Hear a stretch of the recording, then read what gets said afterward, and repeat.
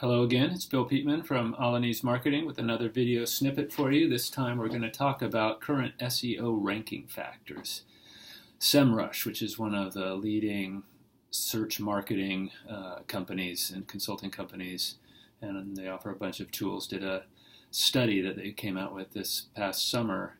They studied 600,000 keywords and reverse engineered what the highest ranking pages have in common, and correlated from that what factors influence rankings most. So this is a study of what Google basically looks at in deciding what pages to serve when someone searches for a term. And the results are kind of surprising. The number one ranking factor was the amount of direct traffic. So this means that the number of people that go directly to your website, type in your address and go straight to you. They don't search, or they may click on a link or even an ad, but they don't go through a search engine to find your site. That is a huge ranking factor to Google. That means your site is trusted and valuable, and they see it as something that will take priority over sites that aren't. There's some things you can do to increase your direct traffic.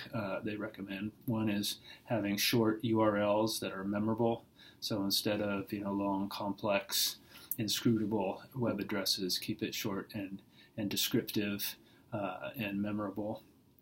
And also, of course, having lots of backlinks from other reputable websites to your own site will increase your direct traffic as well and influence your search rankings positively.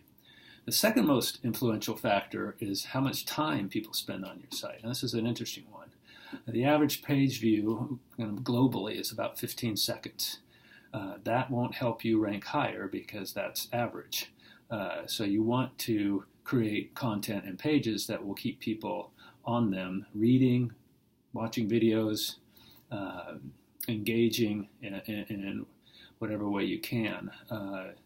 Some of the best practices here to increase the length of visits is to have longer form content, text and video, decluttering your site of irrelevant images and text so that people don't get annoyed and leave, and reduce page loading times. Most visitors leave a page if it takes more than 2 seconds to load, and that's a mighty short amount of time. But there are some things you can do to lighten the weight of your pages with image compression and other best practices to make sure they're loading fast. The third most influential factor, according to SEMrush, is the number of pages per session that people view. Obviously, if people just view a page and leave, that means you're going to have a higher bounce rate. We'll cover that in a minute. But a best practice here is to use internal links in your content to make it easy for people to dig into a topic and the link to things that validate your claims that are also on your site, or when comparing products and solutions. You don't want to make people leave your site to get more information because then they won't view as many pages and your site won't rank as highly. The fourth most influential factor, according to the study, is bounce rate, which I mentioned a minute ago. A bounce happens when someone exits a web page after only viewing it once, finding a page, opening it, and then leaving the site. One of the biggest causes of high bounce rates, as I mentioned, is slow page loading times, especially on mobile devices. People expect a page to load in under 2 seconds. 0.7 seconds is ideal.